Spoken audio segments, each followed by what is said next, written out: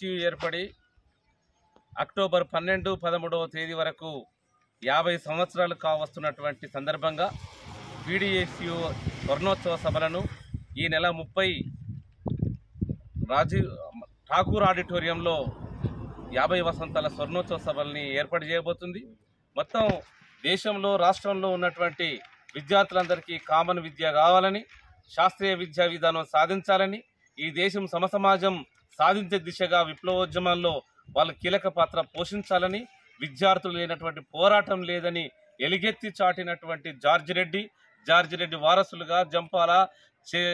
చేరాల లాంటి అనేక మంది, శ్రీహరి లాంటి వాళ్ళ రక్త తర్పణతో